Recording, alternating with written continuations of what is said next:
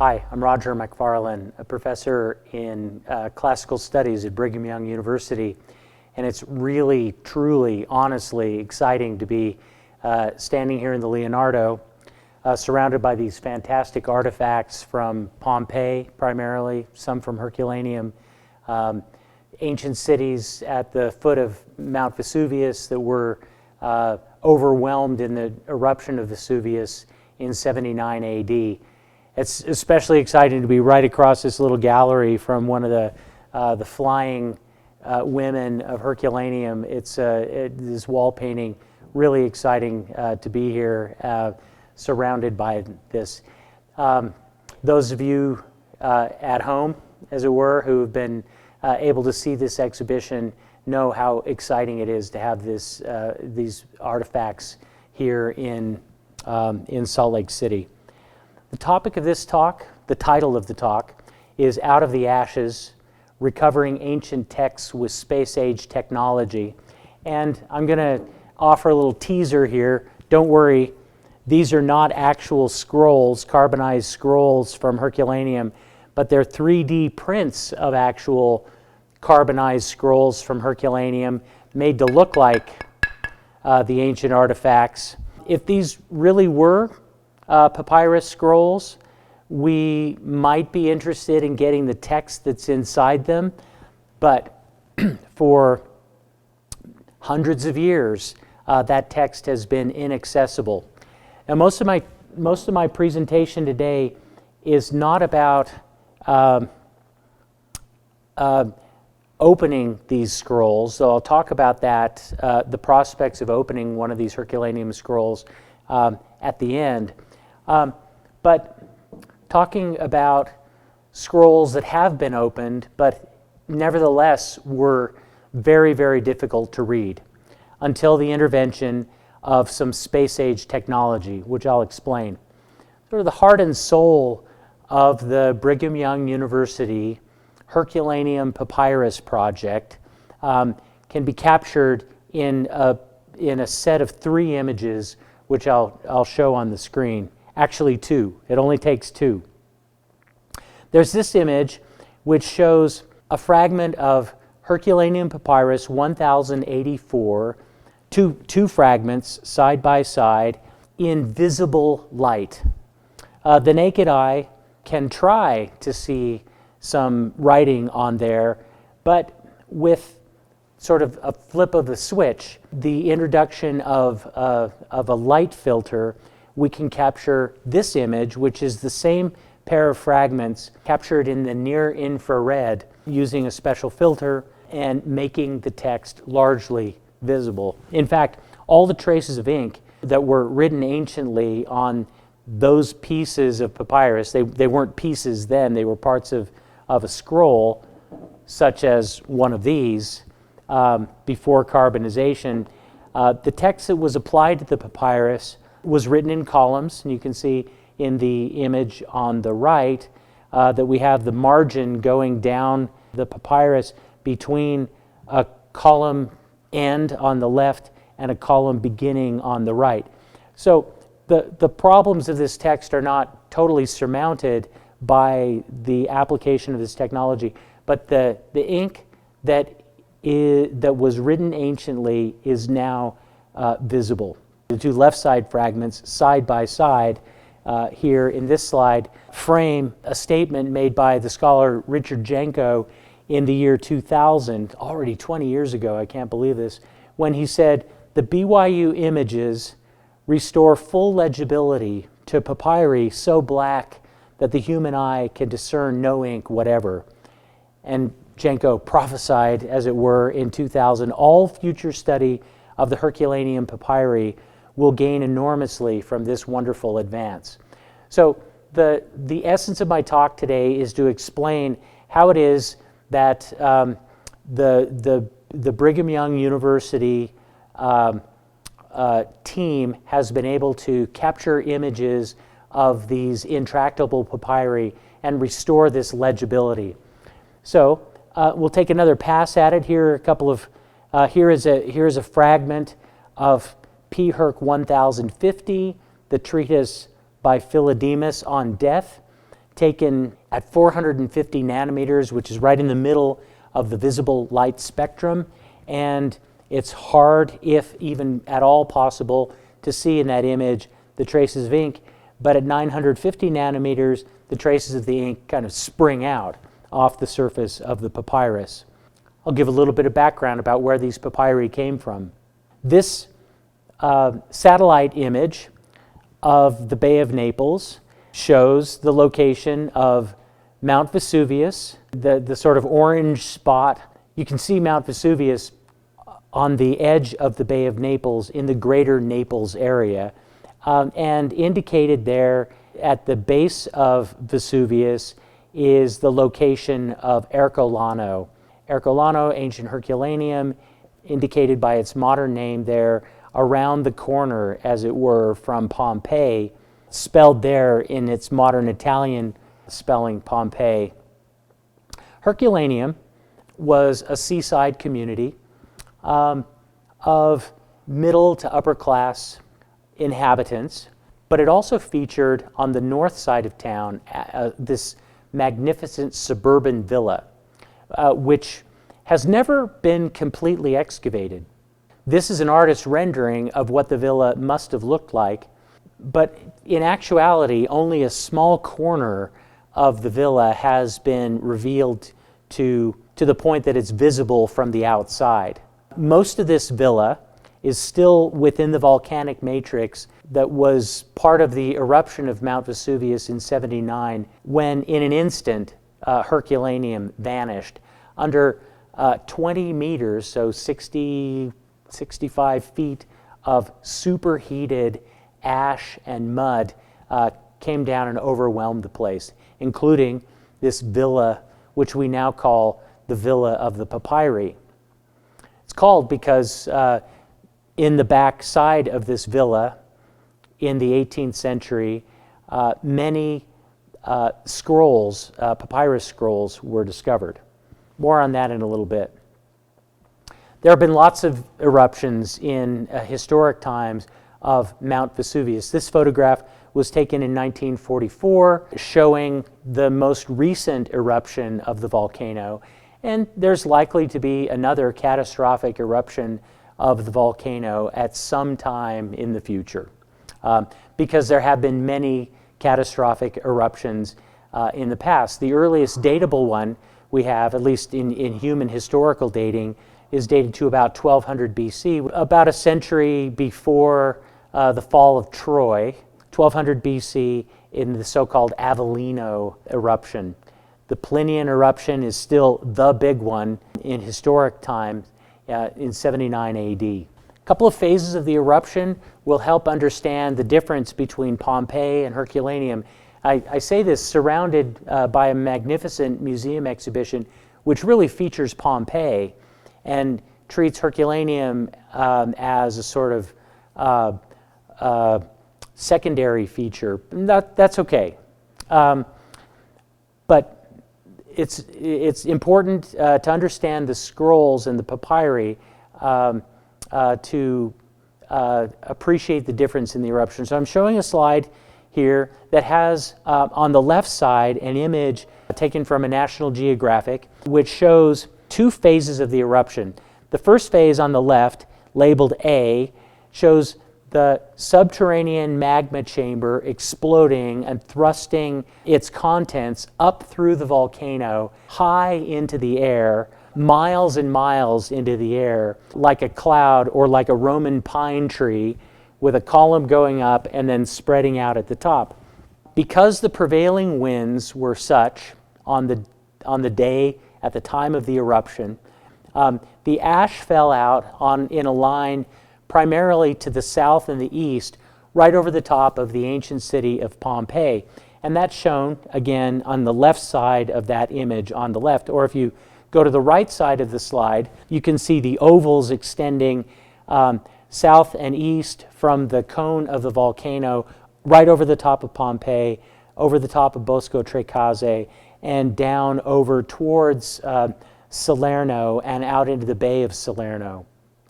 The second phase of the eruption is shown in that picture, the National Geographic image On the right side of the image, on the left side of the slide, in the right side is the creation of a pyroclastic surge as the volume of the volcanic mass, that the ash that had been blown up into the air, began to collapse upon itself due to gravity taking over and also the cooling of the column. It began to collapse upon itself. And if you consider how much electrostatic energy is created in a cloud, imagine how bad it is when the cloud is full of ash instead of water vapor, and the storm that comes down in a pyroclastic surge is absolutely terrifying. The ancient writer Pliny the Younger observed that you could see from across the other side of the Bay of Naples at this point during the eruption what he called nubes ardentes, burning clouds. And as the column collapsed upon itself, it created a very hot, maybe 300 degrees centigrade, so 3 times the boiling point of water, or by some reckonings, maybe even hotter, storm that came down, and all that ash, all the moisture in the air, everything combined to create a fatal surge. Now, in this image, you'll see that Herculaneum is positioned more closely to the foot of the volcano than Pompeii is. We know that Pompeii was hit by pyroclastic surges, but not with the same intensity, and maybe not as early in the eruptive process as Herculaneum was. Pompeii suffers for the accumulation of ash on top of buildings, and they're not to be joked about, some significant pyroclastic surges, but Herculaneum is overwhelmed in an instant, as I said, by 20 meters thick of this pyroclastic material coming down and overwhelming the place. This image on the left shows Mount Vesuvius in the distance, and in the foreground, the kind of orangey area that's separated from the coast by the green is showing the ancient buildings of Herculaneum, now excavated. The extent of ancient Herculaneum was about 1/4 of a mile farther inland than it currently is because of the pyroclastic fill that came down. Or on the right side, the same phenomenon from a 1995 eruption on Montserrat shows the material that's come down from the volcano and extended the coastline out into the sea. That happened at Herculaneum as the place was overwhelmed. And so this aerial satellite kind of mock-up photo shows the buildings of Herculaneum that are visible now in the sort of center orange part. North of that, the Villa of the Papyri is sketched in because it's not really visible from the sky, and the theater of Herculaneum, which is still very much under the ground, up a little bit towards the top of the screen. So Herculaneum, not too far from the center of the volcano, suffered dramatically in the eruption of the volcano. Life went on, but not for the inhabitants of Herculaneum. It was after centuries that habitation came back on top, well above the rooftops of the destroyed and overwhelmed town. This picture shows modern buildings on ground level and up, but the ground level is above the top of ancient Herculaneum. Quite a remarkable phenomenon.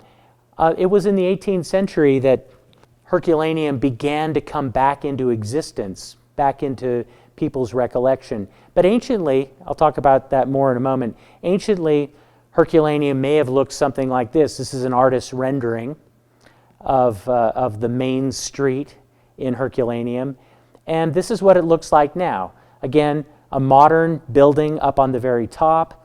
All of that volcanic fill has been removed in excavations that have gone on for now about 100 years. Benito Mussolini, in a sort of nationalistic agenda, applied a lot of funding to the excavation, the resurrection of ancient Herculaneum, because it was doable, and also because there could be some Italian national pride saying, look, ancient Roman civilization is part of who we are. So with jackhammers and big moving equipment and so forth, ancient Herculaneum came out of the ashes, as it were. Well, no, literally out of the ash of the pyroclastic fill, and a person can now visit it, walk down the streets. Before that point was reached, ancient Herculaneum existed as a kind of mine, a mine of ancient art. So the story goes like this. Well, the history goes like this. Towards the beginning of the 18th century, 1709, a land proprietor, who probably bought the land speculatively because he suspected there was something big there, was having a well dug, and his workmen, slaves, assistants, whoever they were, started bringing bits of colored marble up in their buckets from the bottom of the well. And it began to dawn on them that there was, you don't find colored marble and painted stucco naturally in the ground. There was something down there. And so excavation continued, not whole-scale excavation, but rather they began to treat it as a mine shaft going down and then heading out in various directions from the base of that shaft. And eventually, works of art started coming out of the ground as well. So these 5 bronze sculptures, these dancers from Herculaneum, are part of that find, part of that trove that was being brought up during the 18th century. Now, we shouldn't call this activity actual excavation. It wasn't archaeological. It was much more like a mining expedition. And the king of Naples took full advantage of this opportunity. He had, all of a sudden, the coolest thing that any king in Europe could imagine: a mine full of ancient art. It's not coincidental that the term art history was actually created during the time and because of the discovery of ancient Herculaneum. Johann Winkelmann coined the term Kunstgeschichte, which has been turned into art history, as these artifacts from ancient Greece and Rome were being discovered and studied. Herculaneum is a remarkable place. Remarkable largely because of the nature of the eruption.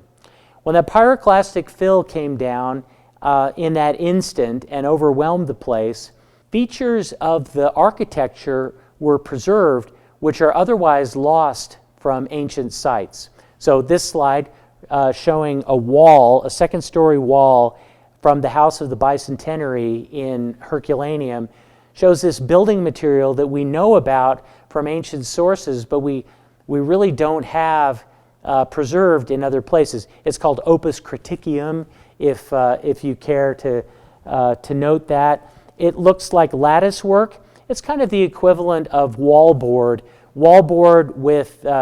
with joist framing in between. It's made of lightweight pumice. You can construct it in one place and assemble a room or a building with it in another.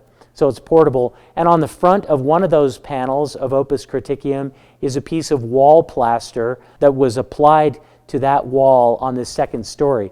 Now, the lattice work, the wooden work interspaced within this Opus Criticum, would have, as it did in virtually every other application in the ancient world, would have corroded, disintegrated, rotted, had we in 79 or 78 BC taken a piece of Opus Criticum and put it in a museum or something to keep it safe. It would not have made it to our day. But because of the nature of the eruption of Vesuvius coming down in an anaerobic state, overwhelming this place and keeping moisture and air from getting, and insects, I guess also, from getting at the wood of that Opus Criticum, that building material was preserved. And we have it in a number of different places in Herculaneum. Also, one of my favorite artifacts in place in Herculaneum is this screen from the house called the House of the Wooden Screen.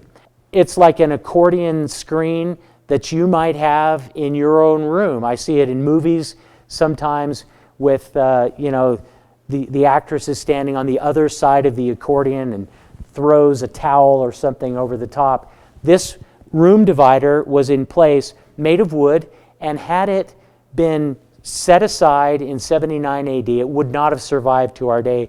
But instead, the wooden material was carbonized by the heat of the eruption and sort of frozen in time and kept from decay. It's at Herculaneum that we have lots and lots of representations. And remember that I'm heading towards the scrolls that probably would have gone up, they would have decayed had we tried to keep them safe in 79. This grisly photo is a picture of human remains from Herculaneum. The inhabitants of Herculaneum that were killed in the eruption of Vesuvius died a quick but gruesome death in the pyroclastic blast that overwhelmed them. For years and years, archaeologists, as they were going through the remains of Herculaneum, were puzzled that they weren't finding human remains. And it wasn't until the early 90s that an excavation down on the seafront, way down at where the shops or the buildings of Herculaneum meet the sand in the tavernae along there, were found scores of human skeletons, individuals who were probably trying to get away from the volcanic eruption by ship, by boat, by any means possible, and when the pyroclastic surge came, they were caught off guard. An article published in January of 2020 actually appeared the day before I gave this talk at the Leonardo, and so treated a previously unknown phenomenon in one of the human skeletal remains from Herculaneum. A little bit of glass was found inside the cranium, and the current thinking is that perhaps that glass is vitrified brain matter from the unfortunate victim who was overwhelmed by the eruption of the volcano. I think this is really interesting. Not all scholars agree with that interpretation of this material, but if it's true, it is giving scientists new insight into the nature, the heat of the eruption as it affected this one particular individual. The name of the article, Heat-Induced Brain Vitrification from the Vesuvius Eruption in CE 79, New England Journal of Medicine. That victim was found in a back room of this building, which is called the College of the Augustales. It's up in the main part of Herculaneum. I suppose if we were to walk into this room together, I would make sure that I drew your attention to the wooden beams up at the top. Now, not all of the wooden beams that are visible in there are ancient, but many of them are. Those would have disintegrated over time and collapsed, except for the effects of the volcano. So the poor individual who was killed in the eruption suffered a grisly fate, but the building itself was sort of redeemed or saved by that same eruption. Scientists are interested in finding these human remains in Herculaneum because they convey all sorts of different information. So on the left in this slide, the skeletal remains of a woman kind of emerging from the pyroclastic material, as it were. Her jewelry can be used to study the heat, the intensity of the volcano. That commode that's shown there, that chest, or the little tripod table, or the cradle that had carbonized, skeletonized human remains in it, small child whose parents couldn't get back to save it. All these things are unique to Herculaneum. Again, carbonized and not destroyed. The Villa of the Papyri, then, turn our attention back to that. The Villa of the Papyri suffered much the same fate. It was rediscovered, as I said a few minutes ago, during the 18th century, or discovered, I guess I should say.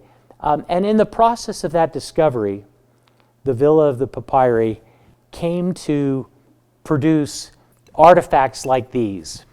Okay, the original, after which this is modeled, was one of the scrolls that was found inside this overwhelmed villa in 1752.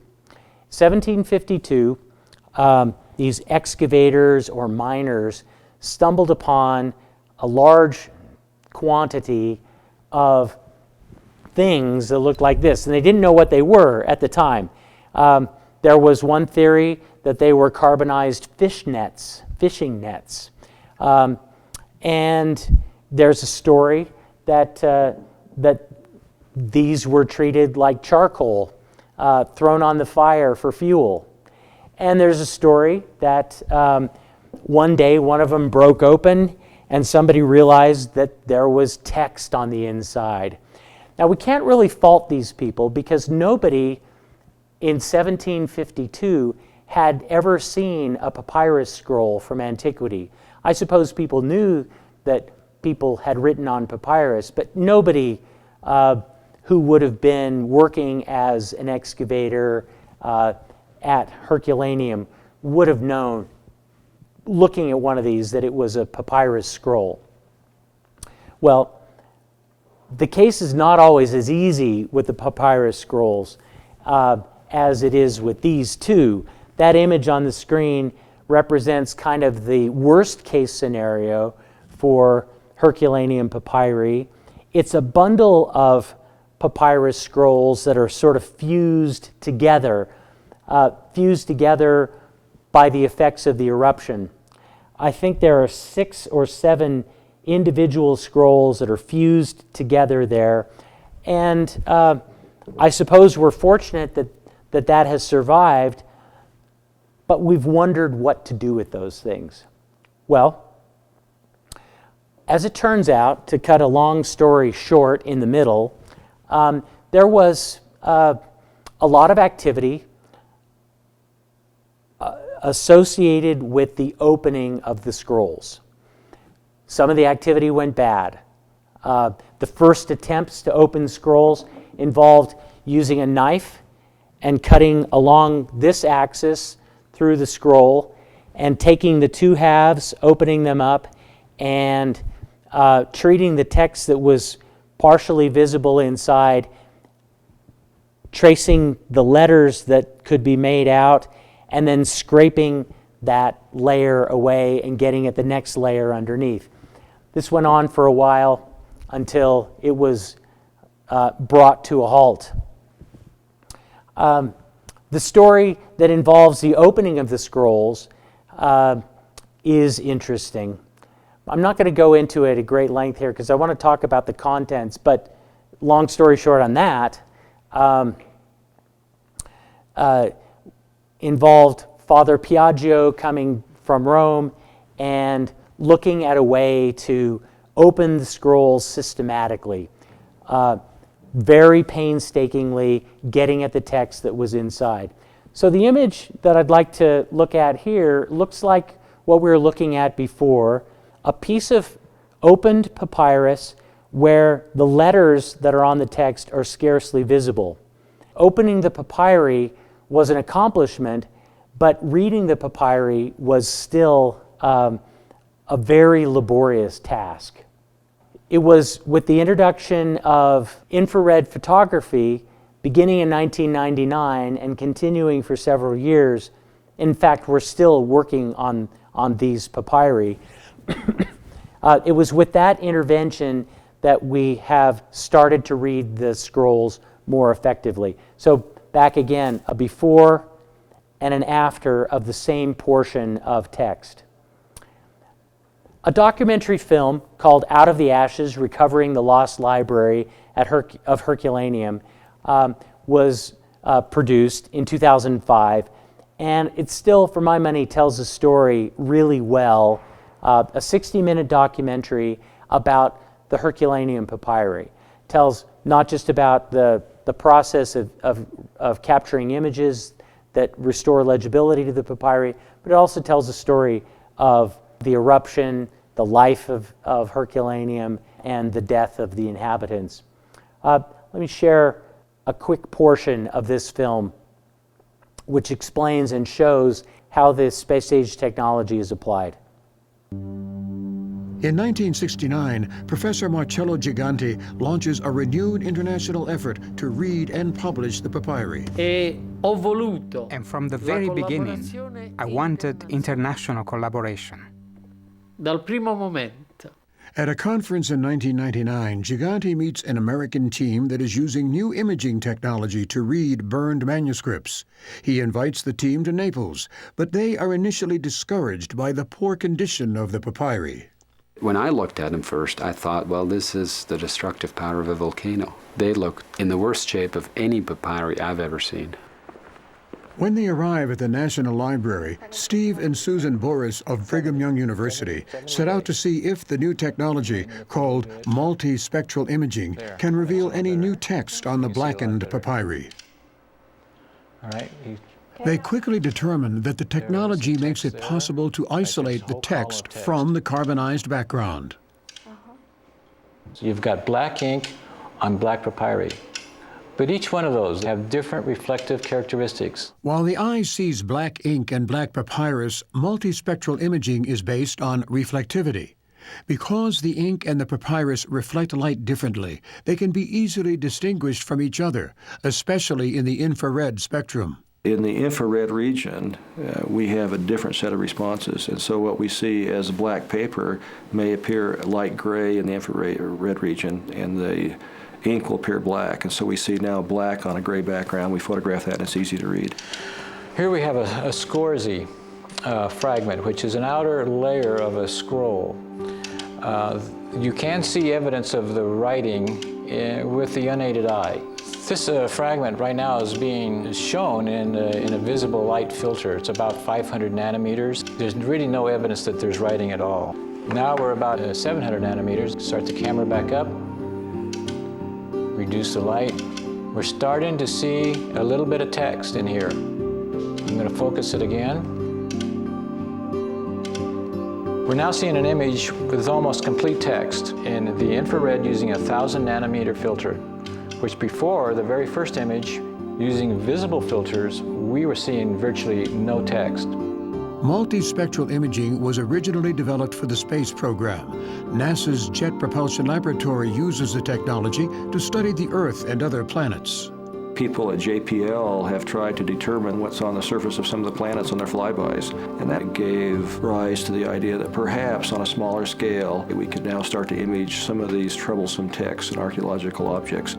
In Naples, when word spreads about the new technology, skeptical papyrologists immediately bring the BYU team their most difficult fragments for study. I just told them, well, if you really can bring out new letters, I've got a challenging test case. There is a piece of papyrus which Richard Janko and I worked over for an entire hour with the microscope, and all that is visible on it is blank surface plus remnants of 2 or 3 Greek letters. So if you can do something with that one, I'll be very impressed. So with fear and trembling, they took the piece of papyrus in, put it under the multiple imaging spectrum, started turning it up, And right in front of Jeffrey Fish's and my amazed eyes, every single letter on the papyrus sprang to life. Well, I thought he was going to have a stroke, but he was very excited. I actually moved out of the way, and he sat down at the screen. He maneuvered the text on the screen so he could see the full column of text. And I think he sat there for 10, 15, 20 minutes looking over that text for the very first time. Richard Janko had a similar experience with another fragment that had been very difficult to read. And suddenly, instead of 3 letters, there were 60 letters. We went back to the library to check this, to confirm these readings. I assumed that I would be able to confirm them. And after 10 minutes, we realized that we had the fragment upside down. And I realized also that we could never confirm these results with the human eye, because the human eye cannot see those wavelengths of light. These before and after images show what was visible to the human eye and the text that is then revealed in the infrared spectrum. The letters are kind of leaping out of the papyrus in ways that we never imagined. And so we're getting new words, we're getting new letters, new thoughts, new readings. The multispectral images would allow for dramatic new readings. They would also allow for study of the papyri outside of Naples. Mm-hmm. So which filter is this one with? This filter was at 450 nanometers. So pretty much visible light. Visible light. Naked eye.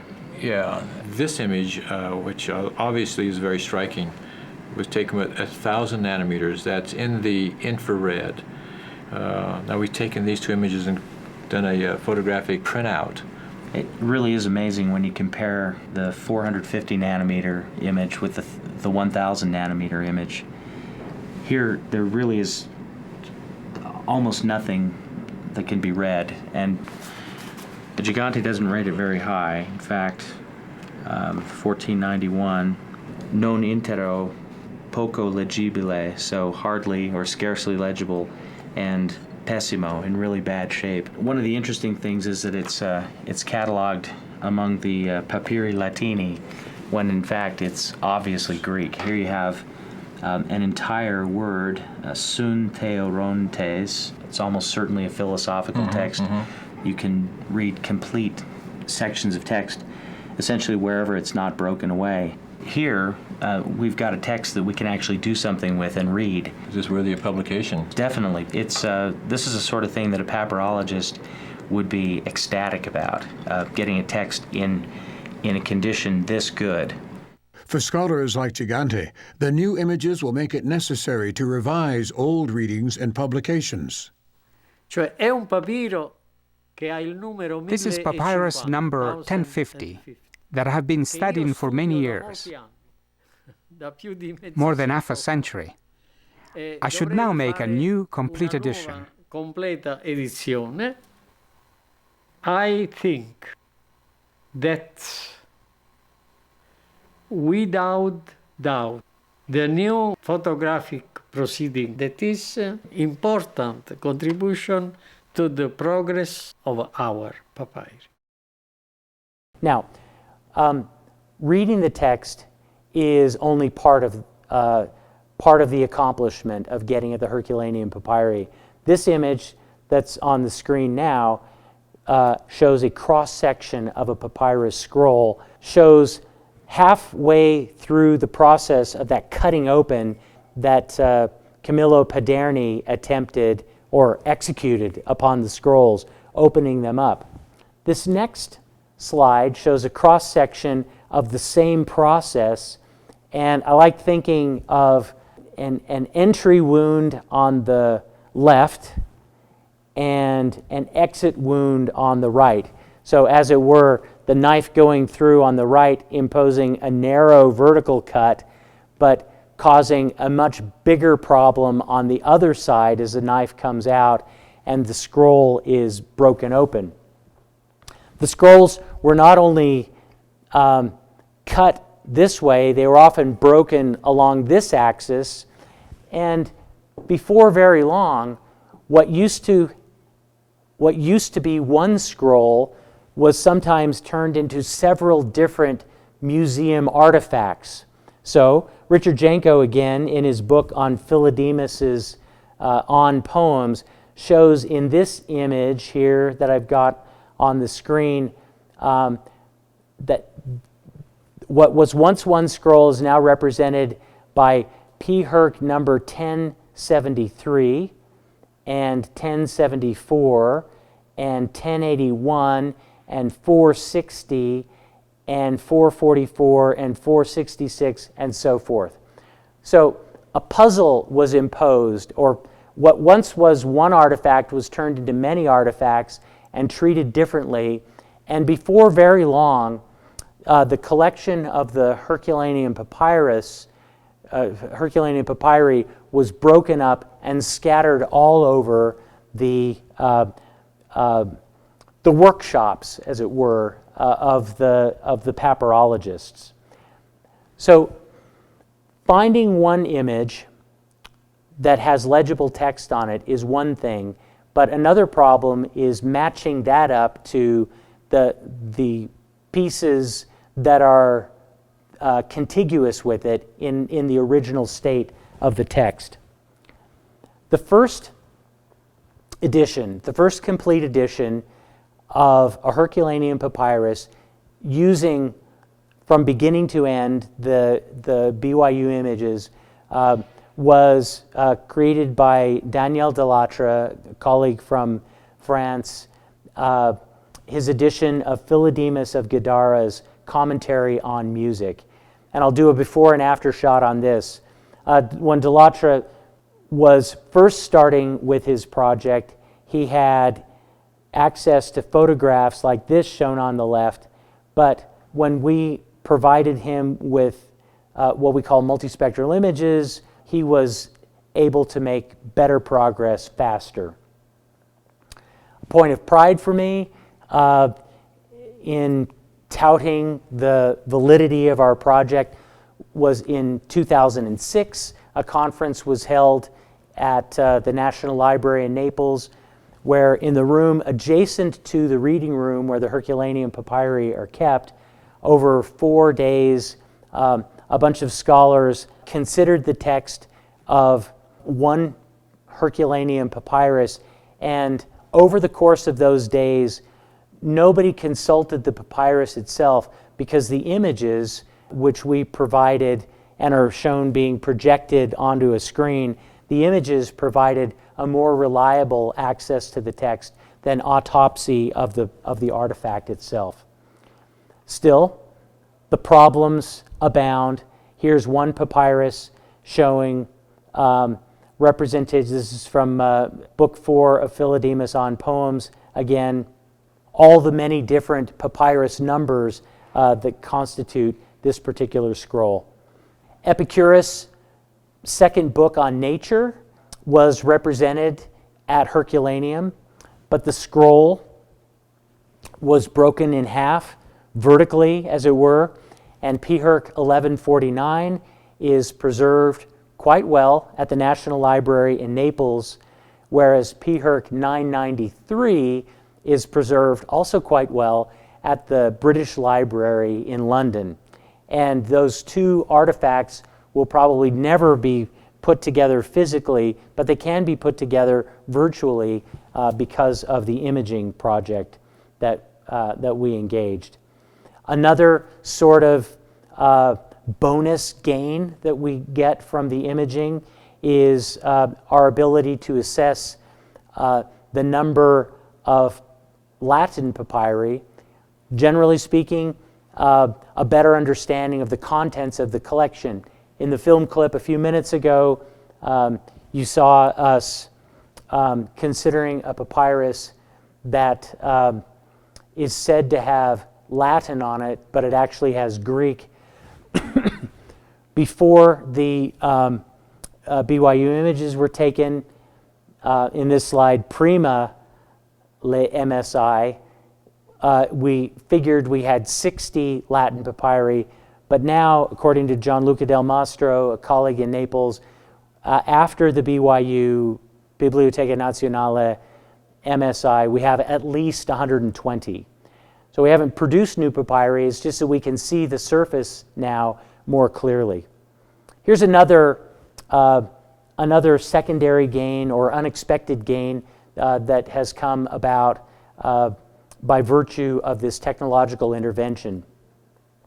P-Herc 817 was the first papyrus from Herculaneum that was published. As early as 1853, pieces of this text were being published.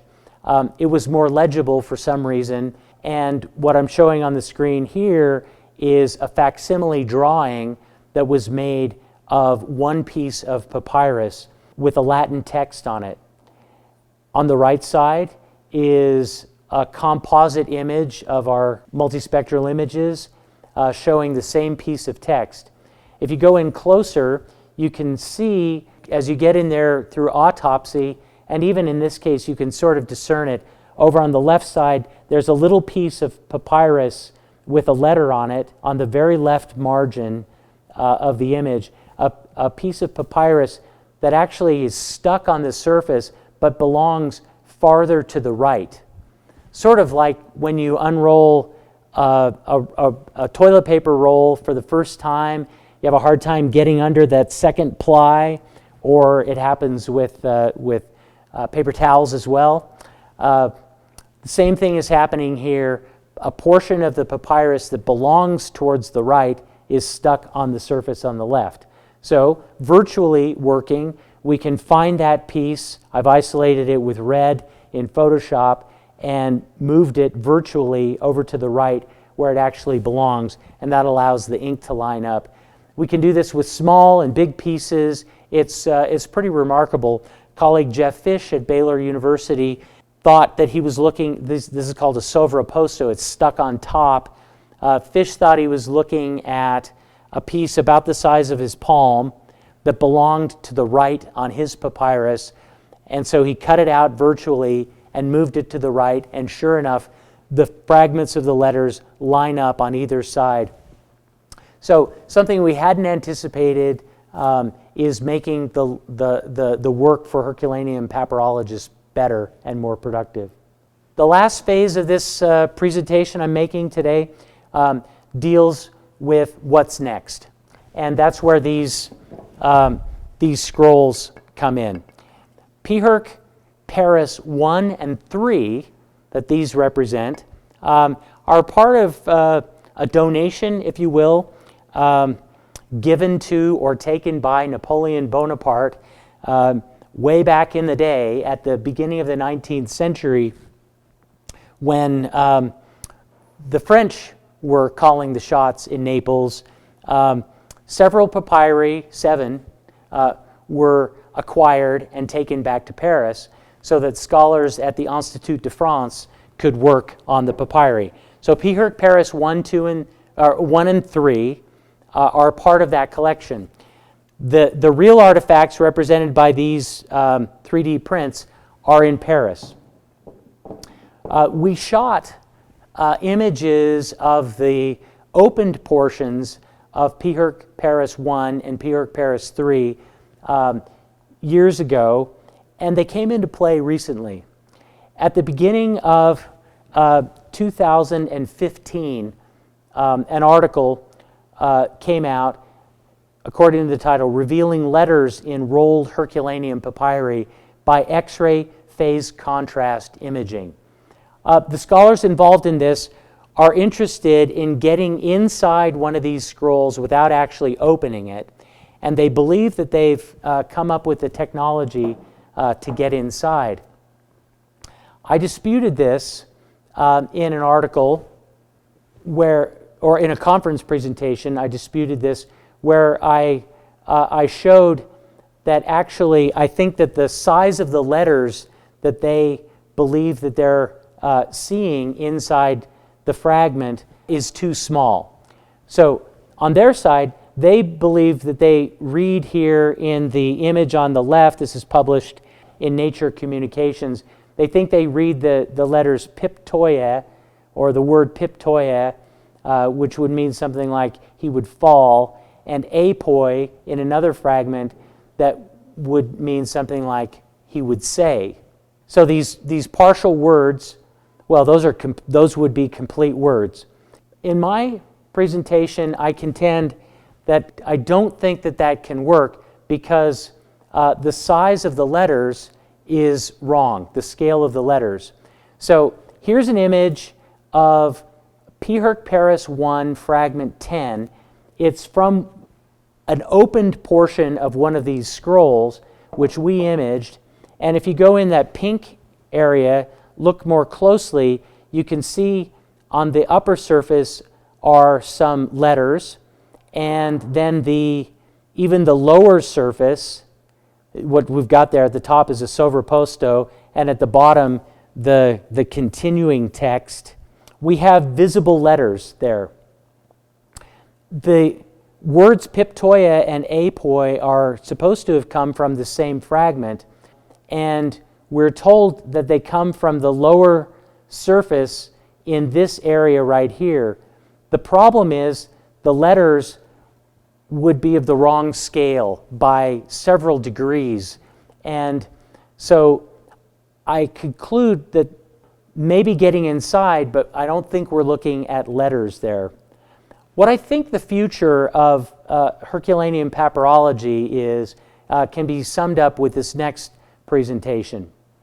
A scholar at the University of Kentucky named Brent Seals has been applying similar technology, micro CT scanning, to look inside P. Herc Paris 1, P. Herc Paris 3, and other ancient artifacts, textual artifacts, and has had success recently with the En-Gedi scroll, which is a small amulet or a small piece of text found, carbonized vellum found in Israel. I'm going to let this text speak for itself. Virtual unwrapping begins by acquiring a three-dimensional volumetric scan of the damaged manuscript. This scan produces a set of cross-sectional images that show the internal structure of the scroll. When viewed as a 3D object, one can clearly see the individual layers of the scroll, but any text on the surface of those layers is obscured from view. In order for a readable version of the scroll to be produced, these images must be passed through our virtual unwrapping pipeline.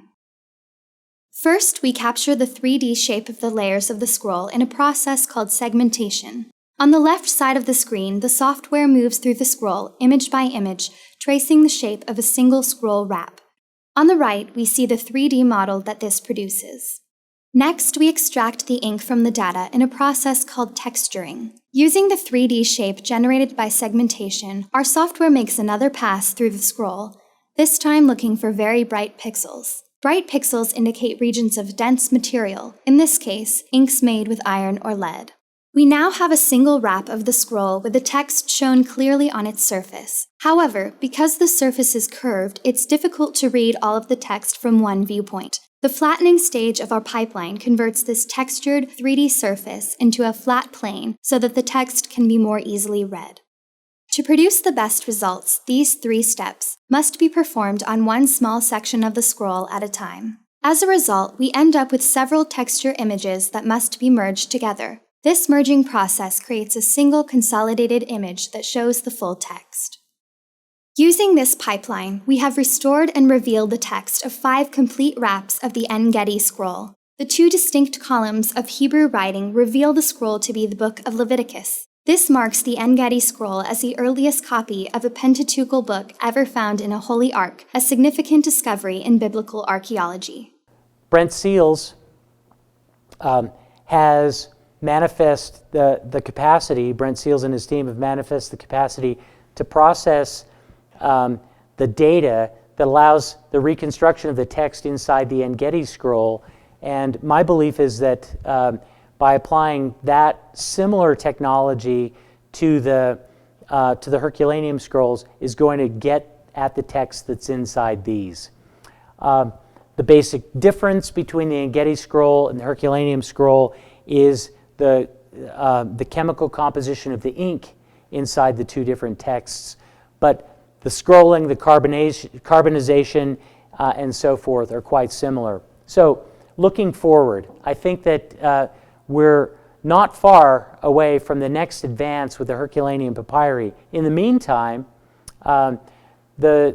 we scholars at BYU will be trying our hardest to read the text on the opened fragments of the Herculaneum papyri and sharing our results with scholars and anybody else who cares to listen. Thank you for your time.